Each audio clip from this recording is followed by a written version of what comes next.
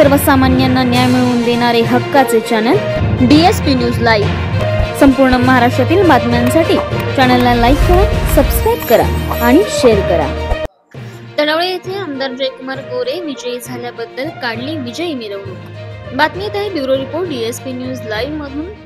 तडवळे तालुका खटाव येथे 258 मानखटाव विधानसभा मतदारसंघाचे महायुतीचे उमेदवार आमदार जयकुमार गोरे भाऊ रेकॉर्ड ब्रेक मतांनी निवडून आल्याबद्दल तडवळे येथे जल्लोषी मिरवणूक काढून विजयोत्सव साजरा करण्यात आला।